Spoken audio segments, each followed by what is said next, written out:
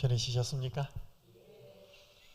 오늘 이제 5번째 시간 희망의 또 메시지를 살펴보도록 하겠습니다. 죄를 심판하시는 분, 죄를 용서하시는 분. 제가 설교를 하면서 그 제목을 이렇게 직접적으로 잘 붙이진 않았습니다. 근데 이번에는 좀 그렇게 했습니다.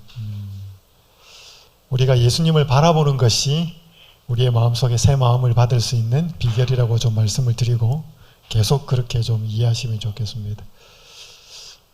오늘 저는 뭘 이야기를 좀 드리려고 하냐면요. 여러분, 다른 사람이 잘못했을 때 여러분은 어떻게 대하셔요? 또 여러분이 잘못했을 때 어떤 대접을 받기를 원하셔요? 오늘 저는 인간관계에 대해서 좀 이야기를 할 텐데요. 단순히 그냥 인간관계가 아니고 하나님이 잘못한 사람을 어떻게 대하시고 하나님이 잘못한 사람이 자기 잘못한 것을 잘 모를 때는 어떻게 대하시는지 좀 먼저 살펴보도록 하겠습니다. 여러 인간관계에 대한 연구들은 조사들은 많습니다. 여기 한 연구에 의하면 미국의 직장을 잃은 4,000명이 넘는 사람들을 조사를 해보니까 실직한 사람들이 정작 일을 잘 못해서 해고가 된 사람은 한 10%랍니다. 근데 인간관계가 원만하지 못해서 해고된 사람은 90%랍니다. 이게 꼭 인간관계만 아니겠죠. 일을 잘 못하고 인간관계도 안 좋으니까 잘리겠죠. 카네기 멜론 대학의 연구에 의하면 사람이 성공한 이유, 이 카네기 멜론 대학이 10,000명이 넘는 성공한 사람들을 조사를 했습니다. 그리고 성공한 사람들의 특징이 15%가 전문적 기술과 뛰어난 두뇌, 85%는 대인관계가 탁월했다. 이것도 마찬가지입니다. 여러분, 전문적 기술인과 뛰어난 두뇌와 일을 잘 못하는데 대인관계만 좋다고 해가지고 성공하지는 않습니다. 전문적인 기술이 있고 뛰어난 두뇌가 있으면서 대인관계가 탁월하면 성공하겠지요. 이 2명의 긍정심리학자가 발표한 논문인데 논문 제목은 특이합니다. 매우 행복한 사람. 이 논문 제목이에요. 이 논문에 222명에 대한 연구가 나오는데 삶이 참 행복하다고 말한 상위 10%를 집중 연구를 했습니다.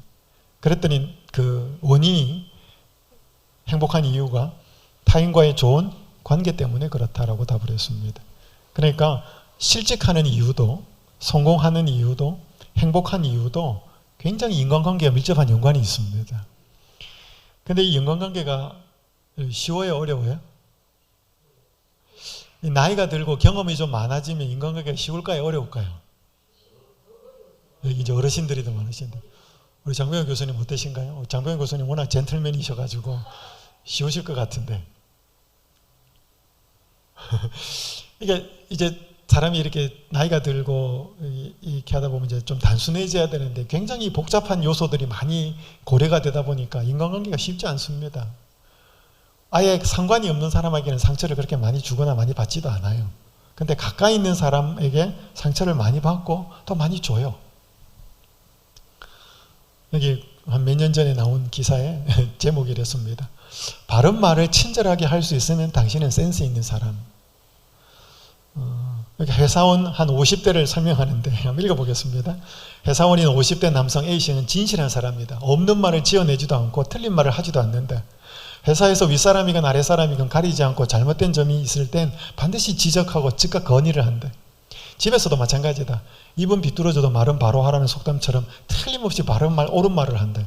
그에 대한 평판은 그리 좋지 않다. 일은 열심히 하지만 독선적이라는 말을 듣는다. 조금이라도 눈에 거슬리는 것이 있으면 그냥 넘어가지 못하고 잔소리를 하니 부부싸움이 잦다. 새로 부임한 윗사람이 현장을 모르고 지시하기에 한마디 했다가 A씨는 큰 코 다칠 뻔했다. 하지만 A씨는 억울하다. 그렇다고 잘못된 걸 그냥 넘어갈 수는 없잖아요. 제가 뭘 잘못했나요? 여러분 어떻게 생각하셔요? 여러분 상대방이 잘못했을 때 여러분 어떻게 대하십니까? 그리고 여러분이 잘못했을 때 어떤 대접을 받기를 원하셔요? 자, 우리 하나님을 어떻게 대하실까 하는 거죠. 저는 오늘 요한복음 8장으로 좀 말씀을 드립니다. 여러분 잘 아시는 내용이에요. 예수님이 공생애를 6개월 정도 남겨둔 시점이었습니다. 밤이면 감람산으로 가서 기도하셨고 아침이면 성전에 오셔서 말씀을 전하셨습니다. 그래도 백성에게 말씀을 전하고 계실 때 서기관과 바리새인들이 현장에서 가늠하다가 잡힌 여자를 끌고 왔습니다. 사실 이 사건은 여자를 어떻게 해야 하느냐라고 하는 그것보다 예수님을 공경에 빠뜨리는 것이 목적이요, 의도였습니다. 신명기 22장에 보면 이런 일을 한 사람은 돌로 쳐 죽여야 했습니다. 근데 여러분 여기에 보니까 이 바리새인들은 음행 중에 잡힌 한 여자를 끌고 옵니다. 여러분 음행을 혼자 하나요? 상대가 있잖아요. 그 상대도 뭐 해야 돼요? 데리고 와야 돼요. 근데 안 데리고 왔습니다. 함정이었습니다. 여러분 잘 아시기 때문에 예수님께서 그 상황에서 몸을 굽히고 땅에 손바닥으로 씁니다. 손가락으로. 그러면서 너희 중에 죄 없는 자가 먼저 돌로 치라. 여기 보면 두 번을 그렇게 쓰시는데 9절에 보면 그들이 이 말씀을 듣고 뭐를 느꼈다 그랬어요? 양심의 가책을 느꼈다 그랬습니다. 그것은 뭔가 이 사람들이 찔리는 뭔가를 예수님께서 인지하도록 하셨다는 것이지요. 다 돌아가고 난 다음에 예수님께서 또 말씀합니다. 나도 너를 정죄하지 않는데 가서 다시는 죄를 범하지 말라. 여러분 여기에 두 부류의 죄인이 나옵니다. 첫 번째 부류는 의로워하던 죄인이 나오고 두 번째 부류는 두려워하던 죄인이 나옵니다. 여러분 우리가 종종 이 부류가 다 됩니다. 내가 어떤 때는 의로워하는 죄인이 되고요. 어떤 때는 내가 두려워하는 죄인이 됩니다. 특별히 남이 잘못했을 때 우리는 굉장히 의로움을 가지고 그 사람들을 대합니다. 그리고 내가 잘못했을 때는 그것이 드러나거나 혹은 드러났을 때 우리는 굉장히 두려워하면서 또 자기 자신의 모습을 갖게 됩니다. 자, 이 두 부류의 모습을 예수님이 어떻게 대하셨는지를 살펴보면서 오늘 예수님이 어떤 분이신지를 알아야 되고 이 예수님이 우리를 어떻게 대하시는지에 대한 분명한 깨달음이 있으면 우리의 태도가 달라진다는 것이지요. 자, 결론부터 말씀을 드리면 이 의로워하던 죄인인 바리새인들과 사두개인들은 하나님께서 어떻게 대하셨는가 하면 그들을 심판하시는 하나님으로 나타납니다. 왜냐하면 예수님은 하나님이셨으니까. 그런데 이 두려워하던 죄인은 어떻게 대하셨는가? 그들을 용서하시는 그녀죠. 그녀를 용서하시는 자비의 하나님으로 나타납니다. 자, 여러분 우리가 누군가가 자기가 잘못 안 하고 굉장히 의로울 때는 자기가 어떤 사람인지를 알려줄 필요가 있습니다. 예수님이 그렇게 하십니다. 그런데 내가 죄를 짓고 잘못하고 그것이 다 탄로가 나고 드러났을 때 그래서 부끄럽고 초라하고 두려워하고 있을 때에는 예수님께서는 그런 사람들은 용서하시고 품어주십니다. 자, 이거 우리가 어떻게 우리 자신이 인간관계를 하고 있는지 한번 먼저 좀 돌아보죠. 자, 첫 번째 의로워하는 죄인이 있습니다. 이런 모습에는 하나님이 심판하시는 하나님으로 나타납니다. 이 본문에서는 바리새인들과 서기관들이었습니다. 여러분 그들은 적어도 자신들의 죄가 사람들 앞에는 드러나지 않았습니다. 그런데 누구는 알고 계셨어요? 예수님은 알고 계셨습니다. 왜요? 그분은 하나님이기 때문에. 하나님이 모르는 것은 없기 때문에. 2018년도에 장래가 좀 촉망받는 한 정치인이 한순간으로 나락으로 떨어집니다. 여러분 뭐 뉴스를 보셨기 때문에 잘 압니다. 안희정이라고 하는 충남 지사였습니다. 정무 비서였다가 미투 운동에 동참한 김지은이라고 하는 사람 때문에 한순간으로 이제 나락으로 떨어집니다. 안희정 씨와의 일을 폭로했을 때 이 여론은 딱 두 패로 갈라집니다. 저 여인이 얼마나 힘들었을까. 그래서 동정하는 사람이 있었고 또 한 부류는 자기도 즐겼으면서 왜 이제는 지금 이렇게. 그래서 막 인터넷에 난리가 났습니다. 그래서 이 김지은 씨가 너무 댓글로 상처를 많이 받아가지고 자필로다가 글을 써가지고 인터넷에 올렸습니다.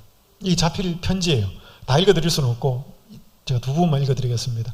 더 이상 악의적인 이야기가 유포되지 않게 도와주세요. 저는 평범한 사람입니다. 이후 저는 정상적인 생활을 하지 못하고 숨죽여 지내고 있습니다. 신변에 대한 보복도 두렵고 온라인을 통해 가해지는 무분별한 공격에 노출되어 있습니다. 그러니까 자기를 향하여 막 이렇게 말하고 댓글 다는 건 너무 상처가 되니까 좀 자제해 달라는 그런 부탁의 글이었습니다. 너무나 고통을 받았기 때문에. 여러분 혹시 인터넷에 이렇게 누군가가 글 올리는 거 이렇게 보시면 자비로워요? 굉장히 악의적이에요. 그죠? 신상 털기 그렇게 해가지고. 그래서 저는 제 생각입니다만은 저는 인터넷에 뭔가 댓글을 달려면 저는 실명제로 했으면 좋겠다는 게 제 생각입니다. 자기 이름 딱 걸고 IP 추적하면 자기가 누군지를, 그러니까 책임이 있어야, 자기 말에 글에 책임이 있어야 함부로 안 하거든요. 우리는 익명이라고 하는 것에 가리워져 가지고 말과 글로 인해서 굉장히 사람들을 많이 죽입니다. 뭐 잘못한 사람도 있고 무고한 사람도 있습니다. 여러분, 누군가가 사람들을 비난하고 정죄한다면 첫 번째는 그 사람이, 상대가 그런 비난받을 짓을 했기 때문일 것이고, 두 번째는 자기는 뭐 하지 않았기 때문에, 자기는 적어도 그런 짓을 안 했기 때문에 비난합니다. 그렇죠? 근데 이건 표면적인 이유입니다. 여러분, 여기 한번 읽어보실게요. 각기대 대쟁투에 있는 말씀 함께 한번 읽어보겠습니다. 시작. 사람이 자기와 그리스도와의 거리를 멀리하면 할수록 하나님의 품성과 그분의 요구에 대한 개념이 부족하면 부족할수록 자신이 자기 눈에 의롭게 보인대. 그러니까 상대방을 비난하고 정죄하는 것은 그 사람이 그런 잘못을 했기 때문인 거 맞아요. 자기는 그런 일을 안 했기 때문도 맞아요. 근데 그거는 표면적인 이유입니다. 더 근본적인 이유는, 여러분, 잘못한 사람이 보면 미우셔요? 불쌍하게 보이셔요? 잘못한 사람이, 그죠? 믿기도 하고 불쌍하기도 하죠. 그 어느 게 크셔요? 여러분, 죄인은요, 죄 짓는 사람이 굉장히 밉게 보입니다. 여러분, 우리는 왜 교만한 사람 보면 정말로 꼴 보기 싫죠? 자기가 뭐 해서 그래요? 여러분, 자기가 교만해서 그래요. 그래서 우리는 죄인은요, 죄인을 절대로 사랑 못합니다. 죄인은 죄인이 밉습니다. 그래서 우리가 누군가 잘못을 했을 때, 여러분, 누군가가 잘못했을 때 그거 덮어줘야 돼요? 말해줘야 돼요?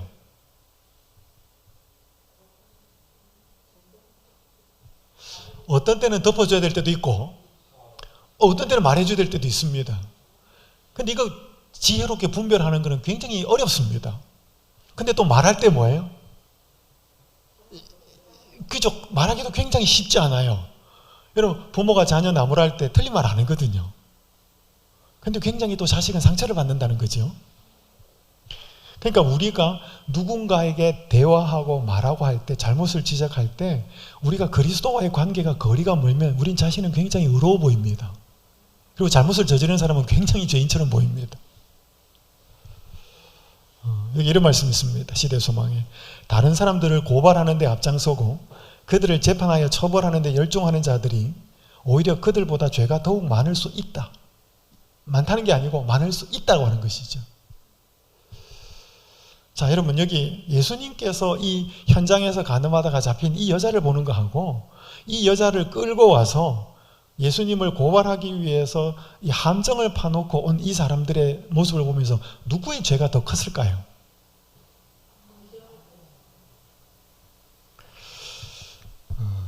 여러분, 잘 아시는 것처럼 그들 앞에 그려져 있는 것은 그들 자신들의 생애의 죄된 비밀들이었다. 이제 이것을 그들은 양심에 깨닫게 되는 거죠. 왜냐하면 여러분, 여기에서 제가 요한복음 1장에서도 첫날에 말씀드렸다시피 예수님은 하나님이시고 사람들과 함께 거하기 위해서 육신의 모양으로 입고 오셨다 그랬습니다. 그분은 하나님이에요. 하나님이기 때문에 이 사람들의 생애의 은밀한 죄된 비밀들을 다 알고 계신 거죠. 그걸 드러내신 겁니다, 이 사람들 앞에. 근데 어떻게 드러내셨어요? 조용히 뭐 하셨어요?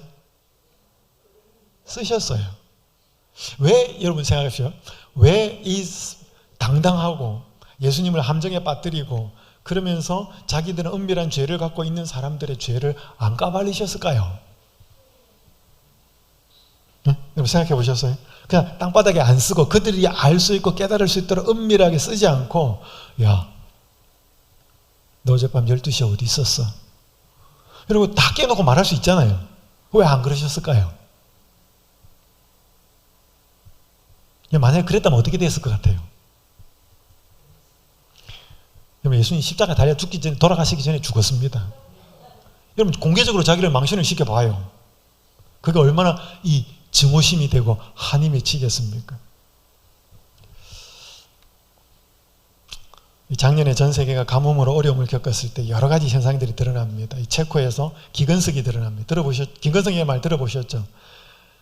너무 가물었을 때 그 강이나 어디 이런데 뭘 써놓은 거죠.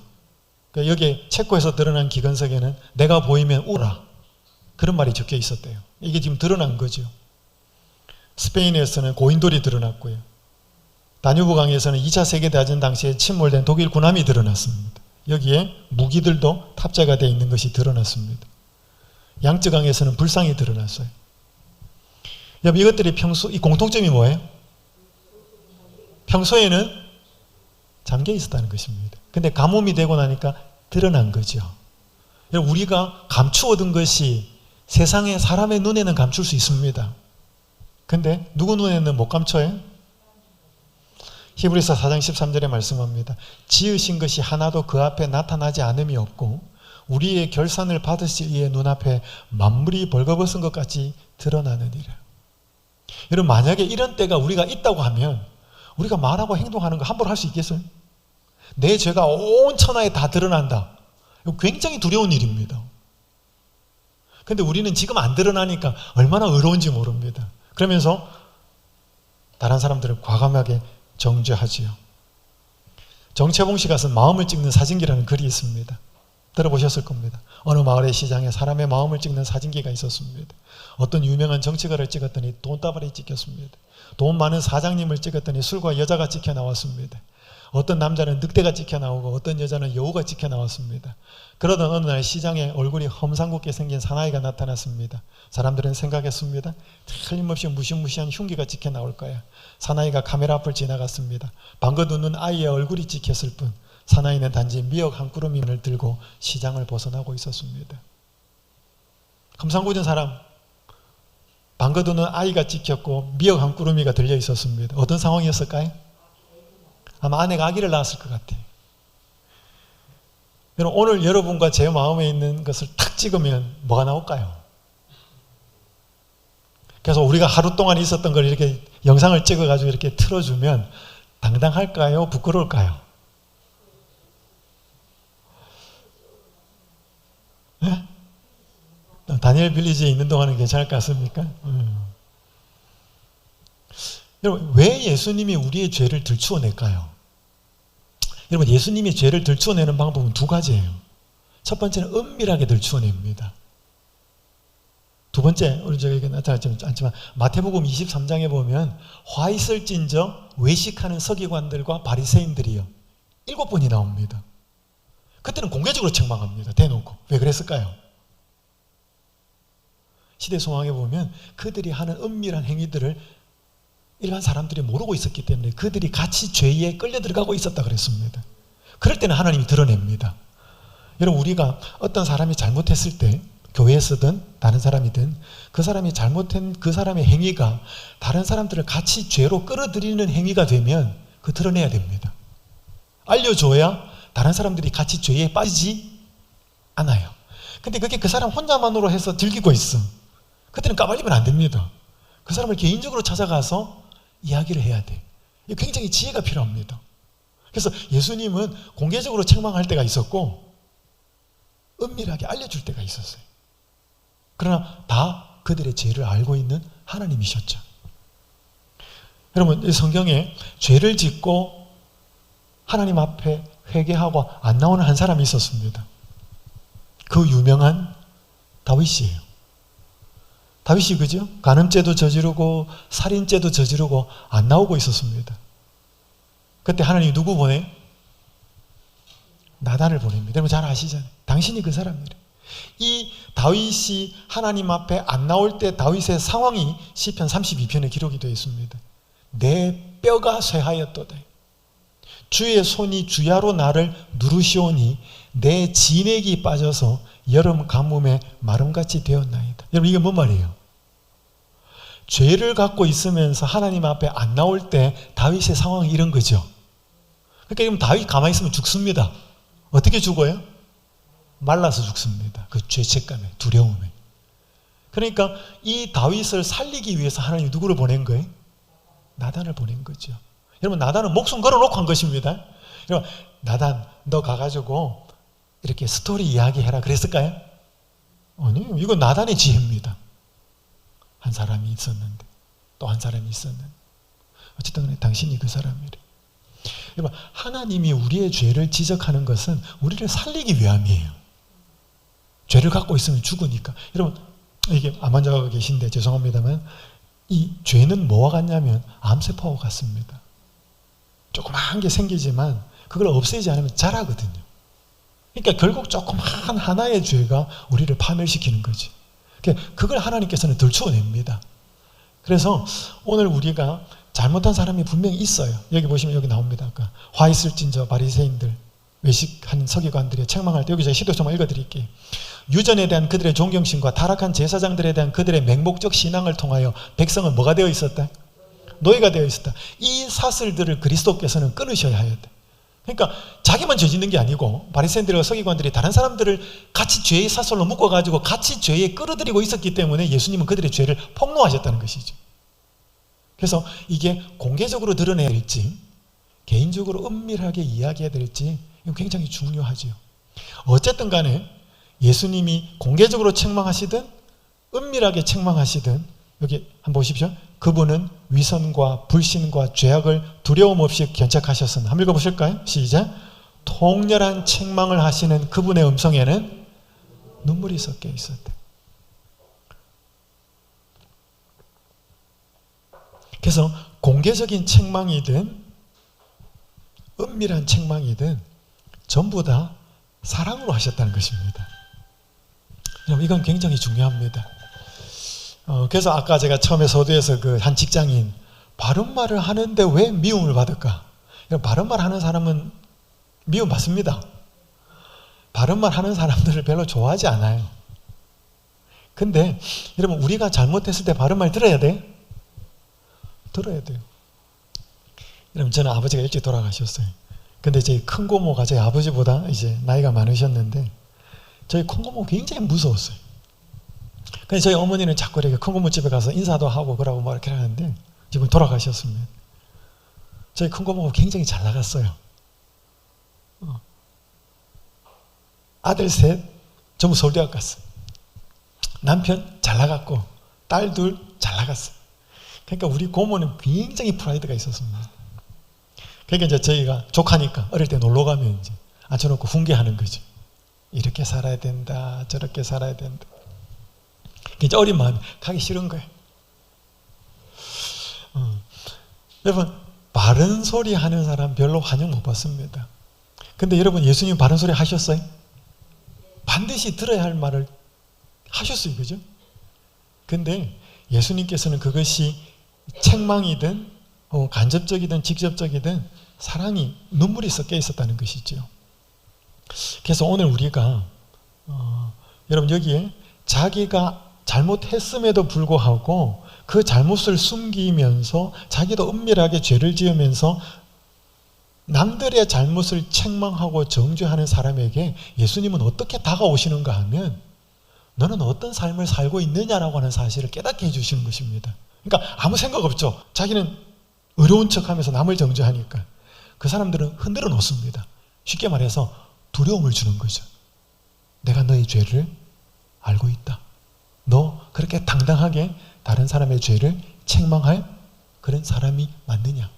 그렇다고 해서 여러분, 우리가 잘못한 사람은 이게 무슨 똥인지 뭔지도 모르고 뭐 마음대로 사는 사람을 그냥 내두라, 내버려두라. 그것도 아니에요. 그 성경은 그렇게 말하지 않아요. 하지만 분명히 그 사람들의 잘못과 허물을 말해 주되 그건 사랑으로 해야 된다는 것은 분명한 하나님의 말씀이지요. 그래서 저는 예수님께서 자신들이 의롭다고 생각하면서 예수님을 함정에 빠뜨리고 또 다른 사람들을 정죄하는 그 의로워하던 죄인들을 자신들의 죄를 깨닫게 하시는 그 예수님의 방법이 부끄럽게 하지 않으셨다는 거죠. 그러면서 자신들이 들고 있는 그 돌을 내려놓고 슬그머니 사라질 수 있도록 길을 비켜주신 것이죠. 저는 예수님이 참 좋아요. 근데 여러분, 예수님이 언제까지나 이렇게는 할 수 없다는 거예요. 왜요? 그 죄가 계속 사람들에게 더 죄를 그거 하고 자기도 멸망받는 상황이 되면 예수님은 공개적으로 죄를 드러냅니다. 왜? 그 영혼을 살려야 되니까. 그래서 오늘 우리가 아무 생각 없을 때 예수님은 자꾸 성령을 통해서 우리의 마음을 살피게 만듭니다. 너 마음은 어떠냐는 거죠. 그러면서 여러 부분과 여러 모양으로 우리의 상황들을 들추어냅니다. 여러분, 이게 성령의 역사예요. 그래서 오늘 우리가 계속 여러분들이 이렇게 설교를 들어도 이렇게 예수님은 이렇게 사랑입니다. 이렇게 자비롭고 은혜로운 분입니다. 그렇게 들으면 좋죠. 근데 우리 죄를 드러내고 이렇게 하면 어때요? 그런 설교 들으면 잘 안 봅니다. 사람이 그래요. 근데 우리 성경에 보면 말세가 될수록 때가 마지막 때가 갈수록 사람들이 뭐예요? 귀가 가려워서 자기의 사욕을 따를 스승을 많이 두고 자기 듣고 싶은 이야기만 듣는다는 거지. 그건 하나님의 계획과 뜻이 아니죠. 자, 두 번째. 첫 번째는 자기가 은밀한 죄가 있으면서도 의로워하는 그 상황 속에서 다른 사람을 정죄하는 사람에게 예수님은 어떻게 대하셨는지, 그들을 흔들어 놓고 그들을 내가 너희들의 죄를 알고 있고 너희들이 그렇게 살아서는 안 된다라고 하는 것을 책망하시는, 그러나 자비를 가지시고 그들도 정죄하지 않으신 하나님의 모습을 본다면, 두 번째, 이제 자기가 죄 짓고 완전히 이제 어디에서 돌이 날라올까 두려워하고 있는 이 여인에게는 예수님께서는 또 다른 방법으로 이 여인을 대합니다. 지금 보니까 항저우에서 올림픽이 아니고 아시안 게임 하더라고요. 이게 10월 2일 날 있었던 3000m 남자 롤러스케이팅 경기랍니다. 3명이 한 조가 되어서 하는데, 이 오른쪽에 있는 사람이 한국 사람인데 경기 결승에 올 때까지 1등으로 와요. 그래 와가지고 이제 이게 다 하고 이제 만세 부르는 겁니다. 이때 옆에 있는 대만 선수가 먼저 스케이트 날이 들어와요.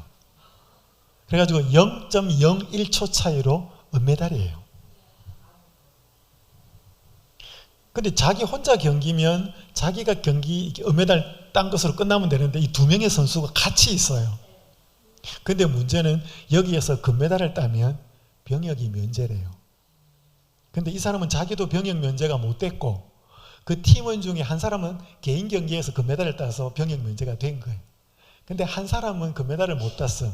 그러니까 그 사람이 여기에서 금메달을 따면 병역 면제가 되는 거야. 근데 자기도 병역 면제가 못 되고 그 사람도 병역 면제가 못 된 거예요. 이 사람이 졸지 어떻게 됐어요? 은메달 따고 망고의 역적이 된 거예요. 자, 여러분, 이 사람은 자기가 얼마나 잘못했는지 알아요, 몰라요? 이 사람은 알잖아. 그럼 우리는 이 사람 어떻게 대해야 돼? 여러분, 자기가 잘못한 줄을 모르면 뭐 해줘야 돼요? 잘못을 알려줘야 돼요. 근데 알려줄 때도 어떻게 알려줘야 돼? 사랑으로 해야 돼요. 우리가 눈에 눈물까지는 없으더라도, 눈물이 안 섞이더라도 정말 진심으로 그 사람을 위하는 마음으로 네가 그 잘못을, 그 죄를 그대로 계속 가지고 살면 너는 멸망받는다. 너는 잘못될 수 있다. 그걸 정말 사랑으로 말해줘야 돼. 근데 내가 뭘 잘못했는지를 알아. 이런 사람 같은 경우 공관님 공공에 적대했잖아.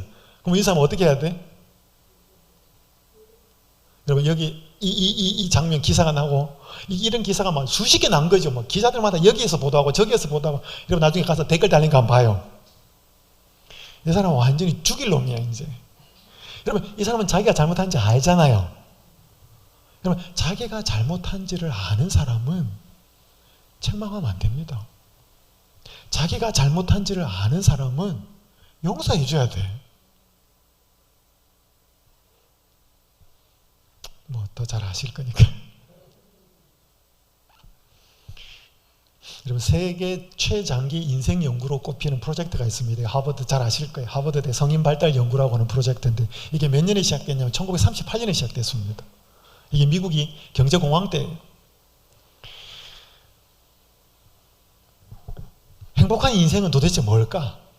이걸 과학적으로 이제 추적을 하는데, 이때 만 19세가 되는 하버드 대학교 2학년 학생 268명을 모집을 합니다. 이때는 미국의 35대 대통령이 된 존 F 케네디도 포함이 되어 있었습니다. 그리고 대조군으로 1940년대 초에 보스턴 시내에 있는 좀 가난한 저소득층 가정 10대 후반의 남자아이 456명을 대조군으로 같이 해서 같이 연구를 합니다. 2년마다 한 번씩 설문조사를 하고 5년마다 신체 건강 측정을 하고 5년에서 10년 사이에 심층 면접을 합니다. 심지어 집에 실내의 페인트 색깔을 뭘로 바꿨는지까지 다 대화를 했습니다. 왜? 그걸 바꿀 때 무슨 심정이 있는지 그걸 알기 위해서. 그럼 나중에는 이들의 후손까지도 연구를 합니다.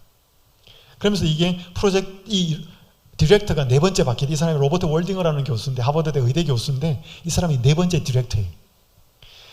그래서 여기 보시면요, 논문이 약 200편이 나왔고 책이 9권이 발표가 되는 지금도 연구 중인 프로젝트예요. 85년 동안. 근데 그러면 사람이 어떻게 하면 행복하냐? 굉장히 심플해요. 이 연구 결과는. 그 연구 결과가 뭐냐면 행복을 위해 중요한 한 가지가 있는데 그거는 의지할 수 있는 따뜻한 인간관계다 그랬습니다. 좀 추상적이잖아요. 이게 도대체 뭐냐? 기자가 묻습니다.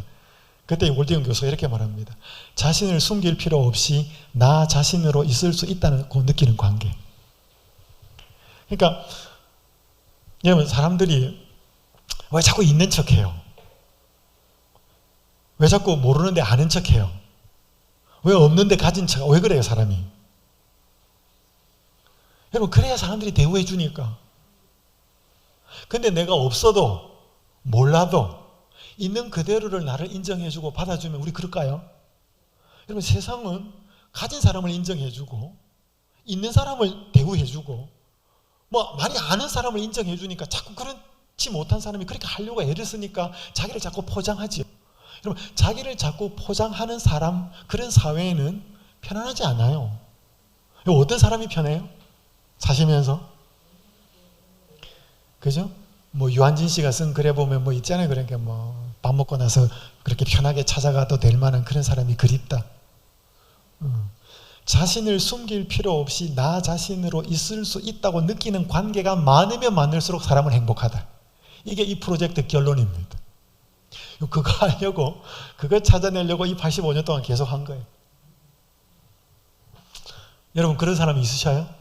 여러분을 포장하지 않고 있는 그대로 가면 잘 왔다, 따뜻하게 맞아주는 그런 분이 있으셔요? 여러분, 가족은 그런 분이에요. 그래서 가족은 그런 사람이어야 돼요. 요즘 가족 그래요? 요즘 자식 공부 못하면 부모가 이렇게 대접 안 합니다. 가족도 이런 관계가 깨졌어, 이제는.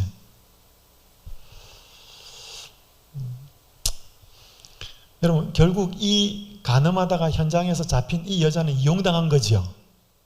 이용당한 거예요.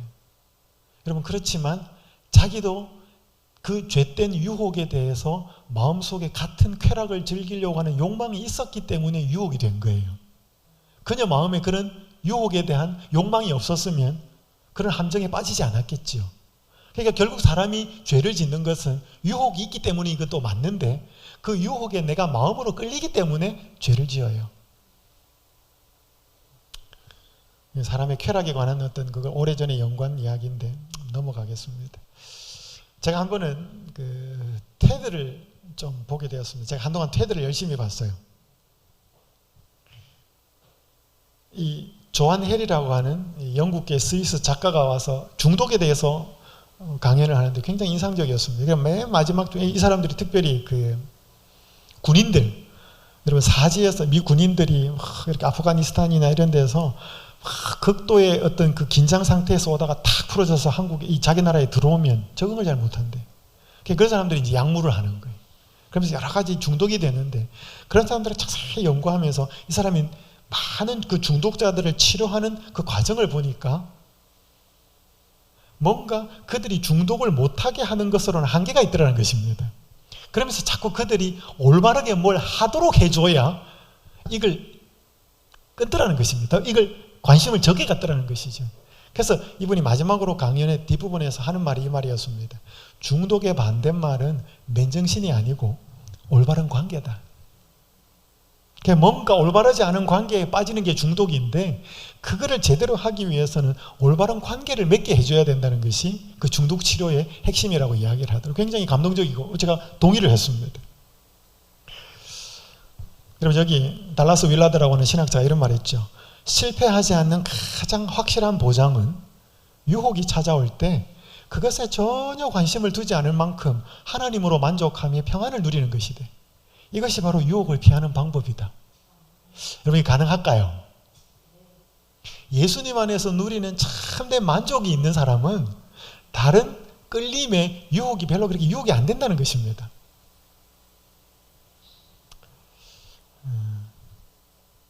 자, 오늘 그래서 여러분 일단 우리가 두렵고 무겁고 그러면 우리의 마음의 평안이 깨집니다. 이 여자가 얼마나 평안이 깨졌겠습니까? 여러분 잘 아시는 말씀 마태복음 11장 28절 한번 읽어보겠습니다. 시작. 수고하고 무거운 짐진 자들아 다 내게로 오라. 내가 너희를 쉬게 하리라. 여러분 제가 어느 날 이 말씀을 보다가 굉장히 이상하다는 느낌이 들었습니다. 내가 너희를 쉬게 하리라? 예수님이 우리를 쉬게 하리라? 제가 무슨 생각이 들었냐면 이런 생각이 들었습니다. 쉬는 거? 그거 내가 할 수 있지 않아? 왜 예수님이 우리에게 쉬게 하겠다 그러는 거예요? 여러분 어떻게 생각하셔? 여러분은 스스로 쉴 수 있습니까? 본인이 스스로 쉼을 가질 수 있습니까? 휴식은 할 수 있습니다. 휴가도 갈 수 있고요. 내가 회사에 하루 출근 안 하고 쉴 수 있습니다. 그건 가능해요. 근데 그 사람이 안식은 못해요. 여기 보니까 내가 너희를 쉬게 하겠다. 앞에 말이 뭐예요? 수고하고 무거운 짐진 자들아 다 내게로 와서 내려놔라. 이 말은 뭔 말인가 하면 우리의 인생에 무거운 짐을 지고 있는 상태에서는 쉼이 없다는 것입니다. 여러분 휴가는 갈 수 있어요. 휴가 가서 잘 쉬고 돌아오지만 내 마음에 무거운 짐이 있으면 그건 쉬는 게 아니죠. 또 걱정되는 거죠. 그래서 여러분 이 무거운 짐을 해결해 줄 수 있는 사람이 쉼을 줄 수 있습니다. 이건 누가 할 수 없는, 이건 아무나 할 수 없는 말이에요. 나는 마음이 온유하고 겸손하니 나의 멍에를 메고 내게 배우라. 그리하면 너희 마음이 쉼을 얻으리니. 여러분 마음이 온유한 사람하고 마음이 겸손한 사람한테 우리가 가야 쉼이 있습니다. 막 지 잘난 척하고 교만하고 그런 사람하고 앞에 가 있으면 굉장히 불편합니다. 자 여러분 여기 보셔요. 누가 제일 잘 쉬는 것 같아요? 서 있고 소파에 앉아 있고 비스듬히 기대어 누워 있고 아예 누워 있습니다. 누가 제일 쉬는 것 같아요? 그죠? 여러분 육체가 쉰다는 것은 신체와 접촉하는 면이 넓으면 넓을수록 육체가 편해요. 지금 여러분은 앉아 계시고 소파에 저는 서 있고 육체적으로는 제가 제일 불편해요. 저는 두 발로 서 있으니까.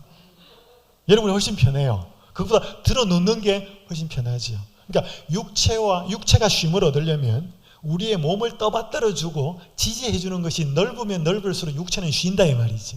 편하다 이거지요. 여러분 그러면 마음이 쉼을 얻으려면 어떻게 하면 될까요? 내 마음을 지지해주고 내 마음을 받들어주고 내 마음의 무게를 누군가가 지탱해주면 그 마음이 가장 쉬겠지요. 육체도 똑같은 것처럼. 그래서 우리의 마음의 접촉의 면이 그분이 우리의 마음을 붙들어 주도록 하는 면이 넓으면 넓을수록 우리 마음은 쉴 수 있습니다. 여러분 그렇지 않고는 우리한테는 쉼이 없어요. 휴식은 가능하고 일을 쉴 수 있고 직장에 안 나갈 수 있고 공부하러 안 할 수도 있지만 그렇다고 해서 내 마음에 쉼이 있는 건 아니에요. 그래서 오늘 우리의 마음에 무거운 부담을 그분이 가져가 주셔야지만이 우리에게는 쉼을 쉴 수 있는 상황이 된다는 거죠. 이게 자식의 짐이든 이게 건강의 짐이든 이게 무슨 어떤 육체의 어떤 문제든. 자 여러분 그래서 오늘 요한복음 8장 11절 다시 본문으로 돌아가면 나도 너를 정죄하지 않는다 그랬습니다. 가서 다시는 죄를 범하지 말라 그랬어요. 여러분 많은 사람들이 이거 오해합니다. 여러분 예수님이 나도 너를 정죄하지 않는다라고 하니까 사람들 뭐라고 하냐면 죄는 지어도 되는가 보다. 죄를 가볍게 여기라는 말 절대로 아닙니다. 그리고 이 말씀은 예수님이 죄를 짓고도 너는 죄책감을 가질 필요 없어 이 말 절대로 아닙니다. 여러분 죄는요 굉장히 사람을 파괴적으로 만듭니다. 죄는 사람을 불명예스럽게 만들고 비참하게 만드는 게 죄예요. 그래서 이런 말이 있습니다. 서양 속담에 햇빛을 받아 밝게 빛나는 무해한 알들로부터 깨어나서 이 알이 깨어나서 독을 품고 있는 코브라를 볼 수 있어야 한대. 여러분 코브라 알 무서울까요? 안 무서울까요? 코브라 알 달걀하고 똑같아요. 걔가 부활을 안 했기 때문에 햇빛을 착 받아가지고 코브라 알 보면 굉장히 귀엽습니다. 근데 그놈을 품으면 어떻게 돼? 껍질 깨지고 품어져 나오는 게 코브라면 상황은 달라진다는 거죠. 그러니까 오늘 우리가 이 무해하게 보이는 코브라 알에서 뭘 볼 수 있어야, 독을 품고 우리를 죽일 수 있는 코브라를 볼 수 있어야 죄가 뭔지를 볼 수 있습니다. 근데 사람들은 죄는 절대로 본색을 드러내지 않습니다. 자, 여러분 한 가지 질문을 드리죠. 나도 너를 정죄하지 않는다. 예수님이 어떻게 이렇게 말할 수 있을까요? 자, 예수님은 바리새인들과 서기관들도 정죄하지 않았습니다. 그들의 죄를 은밀하게 드러내시면서 그들이 자기 스스로 양심의 가책을 받고 깨닫고 돌아가서 그런 죄를 저지르지 않는 삶을 살기를 바라시는 마음으로 그들을 정죄하지 않으셨습니다. 이 여자도 정죄하지 않으셨어요. 왜요?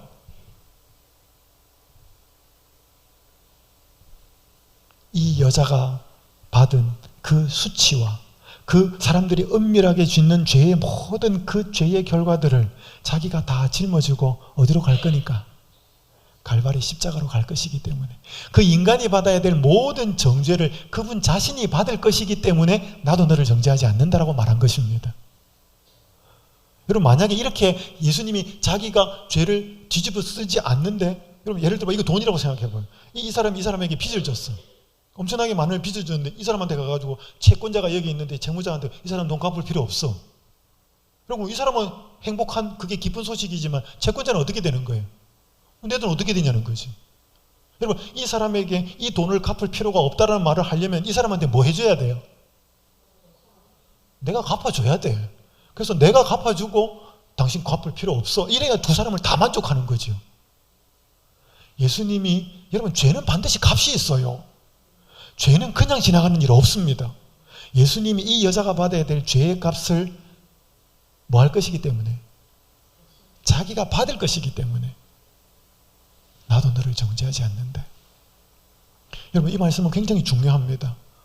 오늘 우리가 아무개 잘못하는 사람이 있습니다. 내 자식도 잘못할 수 있고 나도 잘못할 수 있고. 여러분 그러면 오늘 우리가 그 사람을 마치 그 사람이 자기가 책임을 져야 될 것처럼, 물론 져야 될 때도 있는데, 우리는 예수님이 그 사람의 죄도 죄값을 지불하셨다는 사실을 기억할 필요가 있다는 거죠. 예수님은 무너지고 함정에 빠졌지만 한때 자기의 쾌락을 좇아서 은밀한 함정에 빠져서 비참한 처지가 된 이 여인을, 두려워하고 있는 여인을, 이제 누가 봐도 죄인인 이 여인을 예수님께서는 용서하시고 자비를 베풀어 주십니다. 여러분 그래서 죄 짓고도 의로워하는 척하면서 남들을 정죄하는 삶을 살고 있던 그 사람들, 아무 생각 없는 사람들은 두려움을 주셨습니다. 흔들어 놓으셨습니다. 여러분 그분이 우리 예수님이에요. 그리고 죄 짓고 두려워가지고 어쩔 줄을 모르고 불안해하고 있는 여인에게는 두려워하지 말 것을, 그렇지 않는 삶을 살도록 붙들어 주셨습니다. 이분이 우리 예수님이에요. 우리가 이 예수님을 알아야 우리가 잘못했을 때 어떤 대접을 받을까, 그리고 우리가 잘못한 사람을 대할 때 어떻게 대접할까, 어떻게 대할까, 여기에 대한 지혜가 생기고 힘도 생기는 거죠. 여러분 이 여인의 삶의 모습을 이렇게 말합니다. 그녀의 마음은 녹아내렸대. 그녀는 예수님의 발 앞에 엎드려 고마운 사랑의 마음으로 흐느껴 울면서 뜨거운 눈물로 자신의 죄를 고백하였다. 여러분 이 여자가 자기의 죄를 고백했다는 말은 성경에 없어요.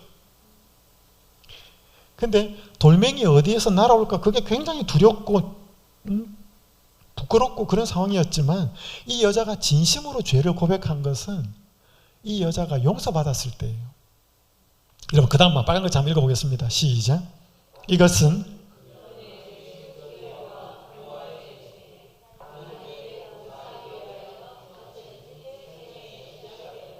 여러분 새 생애가 되는 게 뭐라 그랬어요? 제가 어제 오후에 말씀드린 게, 이게 거듭나는 거예요. 새 생애가, 새 사람 되는 게 거듭나는 거라 그랬잖아요. 여러분, 이 여자가 뭐 했다고 거듭났어요? 예수님의 그 용서를 깨닫고 받아들인 거죠. 그래서 자기 마음에 새 마음이 생겨난 거죠. 이 타락한 영혼을 구원하기 위하여 예수께서는 가장 흉악한 육체적 질병을 고칠 때보다도 더 큰 이적을 행하셨다. 여러분, 누가 심판할 수 있어요? 하나님만 심판할 수 있습니다. 여러분, 누가 용서할 수 있어요? 하나님만 용서할 수 있습니다. 그래서 이 인간이 되어서 오신 이 하나님이신 예수님이 이때 하나님 자기를 다 드러낸 거예요. 두 모습으로 드러냅니다. 아무 생각 없이 의로워하고 착각하고 남을 정죄하고 있던 바리새인들에게는 그들의 죄를 알고 있고 죄를 드러내는 공의의 하나님, 심판의 하나님으로 자기를 드러냅니다. 그리고 죄짓고 죽었다, 두려워하고 초라해하고 무서워하고 흔들리고 있던 그 여자에게는 나도 너를 정죄하지 않고 내가 너를 용서한다는 자비의 하나님, 용서의 하나님으로 나타나셔서 붙들어줍니다. 여러분, 이게 예수님이에요.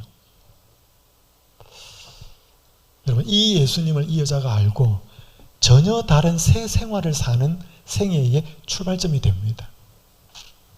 여러분, 이게 이제 거듭나는 삶이죠. 자, 한 이야기만 드리고 마치겠습니다. 제가 좋아하는 이 고든 맥도날드라는 목사가 있습니다. 보스턴에 있는 그 그레이스 채플이라고 하는 교회에서 목회를 했습니다. 제가 한번 가봤어요. 그레이스 채플이요. 이분 지금은 은퇴하셨는데 굉장히 큰 교회고 아름다운 교회입니다. 근데 이분이 책도 많이 쓰고 설교도 굉장히 잘했어요. 근데 어느 날 교회에 투서가 날라옵니다. 편지 한 통이 날라들어오는데 이 목사가 교회의 비서와 스캔들이 있다는 것입니다. 그냥 교회가 발칵 뒤집혔습니다. 근데 이분이 그 편지가 교회에 퍼졌을 때 인정을 합니다. 맞다. 그러니까 난리가 났어요. 이제. 이분이 담임 목사직을 사직합니다. 근데 다행히 이 목회자 옆에 좋은 친구들이 있었습니다. 이 목사를 데리고 가요. 데리고 멀리 외딴 곳으로 가서 집을 하나 마련해주고 그가 자신을 깊이 돌아보면서 회개할 수 있는 기회와 시간을 줍니다. 그래서 3년을 시간을 줍니다. 그래서 이 사람이 정말 자기 자신이 잘못한 걸 깨닫습니다. 그래서 친구들이 보증을 하고 다른 교회에 가서 목회를 합니다. 대한민국은 거의 불가능합니다. 근데 목회를 또 잘했어요. 열매가 나타났고. 그렇게 몇 년 지난 다음에 이 그레이스 채플에서 총회가 열렸습니다. 지금 고든 맥도날드 우리의 목사님이 이렇게 되어서 이렇게 가서 이렇게 있는데 이 목사님이 이렇게 분명히 회개를 했고 이런 회개의 열매가 나타났습니다. 그래서 우리가 안건을 하나 내놓겠습니다. 이 고든 맥도날드 목사님을 다시 우리 교회 담임 목사님으로 받았으면 하는데 여러분은 의견은 어떠십니까? 총에다 붙입니다. 참 미국 사람이랑 보면 상당히 젠틀해요. 압도적으로 찬성이 됩니다. 그래서 사람이 다시 이 교회의 담임 목사가 돼요. 이분이 이런 말을 합니다. 저도 실패했습니다. 저도 모든 것을 잃는다는 게 무엇을 의미하는지 잘 알고 있습니다. 그런 순간에는 당신을 믿어왔던 사람들이 당신을 떠나 다시는 나타나지 않게 되는 경우도 있습니다. 빨리 한번 읽어볼까요? 시작.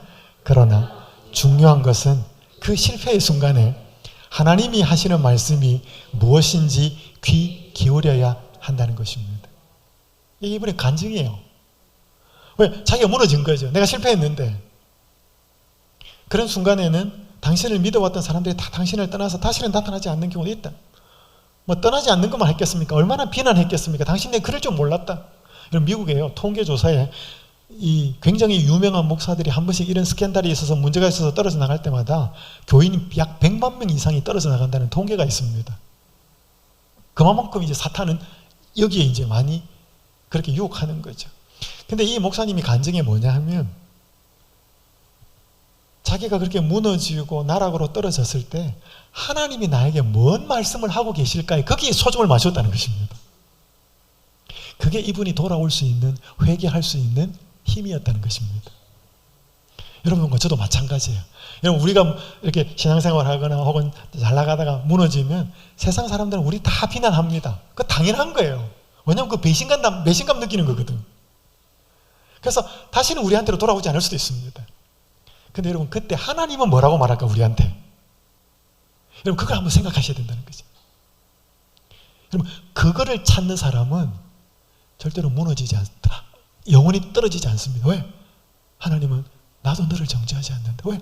네가 이 수치와 당해야 될 이 목까지도 내가 십자가에 지고 달려 죽었기 때문에. 딸아, 아들아, 모든 사람이 손가락질 하더라도, 모든 사람들이 비난할지라도 나는 너를 정죄하지 않는다. 너는 나를 쳐다보고 살아라. 뭔 말이든지 이분이 듣지 않겠습니까? 그 들은 말씀 때문에 이 사람이 회개하고 돌아옵니다. 그래서 이 사람 말년은 행복했어요. 제가 여러분들한테 드리고 싶은 말씀이 그겁니다. 우리가 무너질 수 있어요?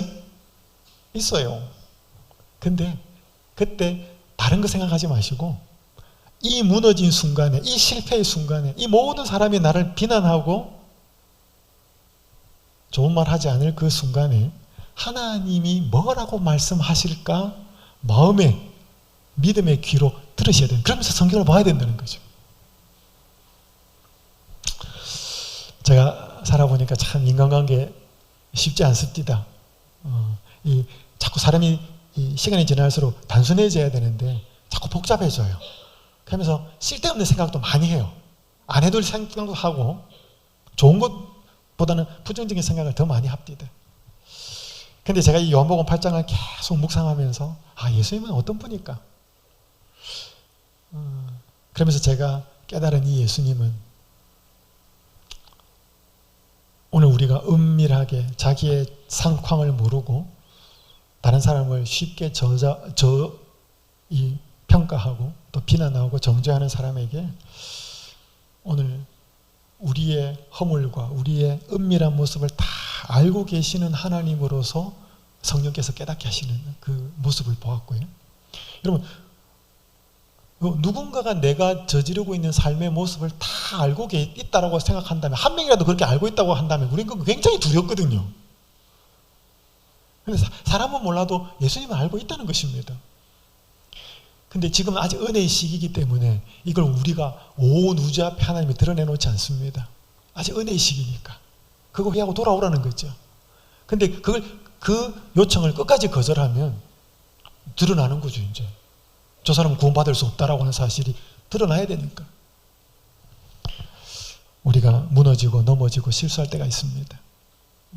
그것이 대부분 우리의 욕망에 끌리는 유혹이나 죄죠. 그럴지라도 이 예수님이 이 두려워하던 여인에게 어떻게 다가오셨고 뭐라고 말씀하셨는지를 꼭 기억하시면 또 이 한 목사님의 이 간증, 자기의 뼈아픈 실패를 통해서 고백한 이 간증이 꼭 좀 여러분에게 도움이 되었으면 좋겠고요. 그래서 오늘 우리가 제 설교 오늘 시작하는 제목이 죄를 심판하시는 분, 죄를 용서하시는 분. 어떤 사람에게는 이게 심판으로 나타나고 어떤 사람에게는 용서로 나타나는 거예요. 여러분, 자기가 죄인인지를 모르는 사람한테는 하나님은 심판의 하나님으로 나타납니다. 그러나 그게 내 죄라고 알고 있는 사람한테는 용서하시는 하나님으로 나타납니다. 오늘 이 예수님이 그저 두려움의 분이 아니고 또 그렇다고 해서 많은 모든 것을 이렇게 해라 그런 분이 아니고 오늘 우리를 분명한 올바른 길로 인도하시는 이 하나님을, 이 예수님을 잘 알고 우리가 때때로 이런 모습이 되기도 하고 우리가 이런 모습의 사람을 또 대하기도 합니다. 그죠? 의로워하는 죄인을 우리가 어떻게 대해야 되고 두려워하는 죄인을 어떻게 대해야 되는지 한번 또 생각해 보시면서 또 귀한 깨달음을 얻었으면 좋겠습니다. 기도하겠습니다. 하늘에 계신 아버지 하나님, 오늘 또 예수님이 어떤 분이신지를 또 조금 알게 하셔서 감사합니다. 우리가 자주 잘못하고 죄 짓는 사람들을 정죄해 왔습니다. 우리는 그런 일들을 하지 않았고 또 그 사람들은 그럴 만한 잘못을 했기 때문이라고 그렇게 생각하는 때가 참 많았습니다. 하나님 아버지, 오늘 우리의 내면을 살펴보게 하여 주시고 우리가 얼마나 성령의 도우심으로 우리가 순결하고 깨끗한지를 돌아보게 하여 주시옵소서. 그것들을 하나님께서 다 알고 계신다고 하는 사실이 우리가 정말로 죄 짓는, 죄의 유혹으로 한 발짝 더 딛는 삶이 얼마나 두려운 일인지를 깨달으며 살게 하여 주시옵소서. 또 우리가 많이 무너질 때가 있습니다. 넘어질 때가 있습니다. 그래서 부끄럽고 초라할 때가 있습니다. 그래서 예수님으로부터 도망가고 싶을 때가 있습니다. 그럴 때 우리를 다가오셔서 내가 너의 수치를 다 짊어졌고 나도 너를 정죄하지 않는다고 말씀하시는 이 예수님의 그 간곡한 음성을 듣고 무너졌을 때, 실패했을 때 다시 돌아올 수 있는 힘을 가질 수 있도록 인도하여 주시옵소서. 이 예수님을 아는 것이 우리의 인간관계, 특별히 잘못한 사람들을 대할 때 귀한 또 교훈이 되고 능력의 말씀이 되도록 축복해 주시기를 우리 주님 예수님의 이름으로 간절히 기도드립니다. 아멘.